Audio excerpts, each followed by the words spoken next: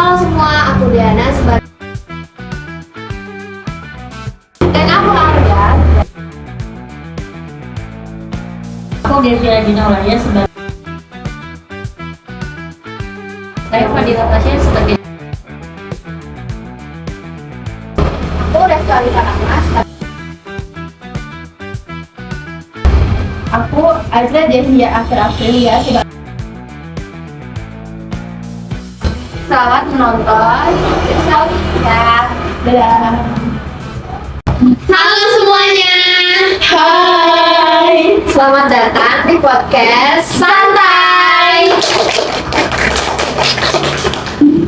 Podcast yang suka banget membahas hal-hal yang sering banget dianggap sepele tapi ternyata punya dampak yang besar.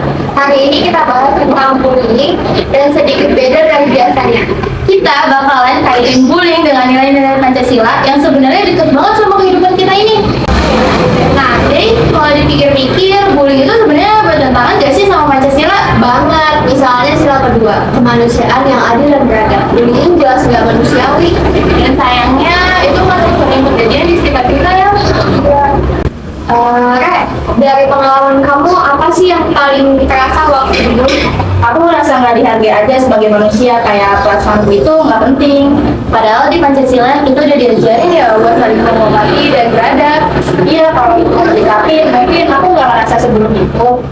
Dil, sebagai saksi, apa sih yang kamu rasain?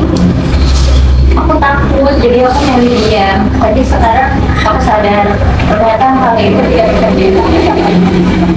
Benar sih, karena persatuan itu kan artinya saling jaga, bukan saling diam. Kalau kita kompak buat nolak bullying, pasti bullying itu tidak akan terjadi. Benar.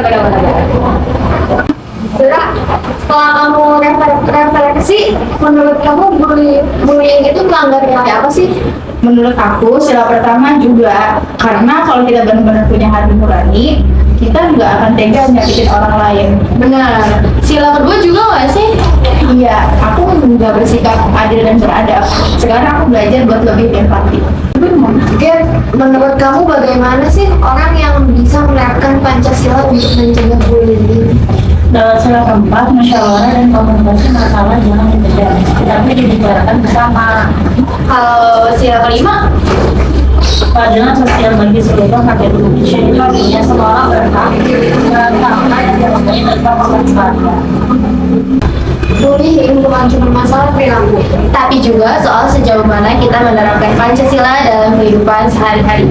Pancasila bukan cuma hafalan, tapi pedoman bersikap. Pancasila bukan sekedar teks di dinding, tapi kompas hidup kita sebagai generasi penerus bangsa. Stop bullying, terapkan Pancasila. Aku Diana dan aku Alia. Sampai jumpa di podcast.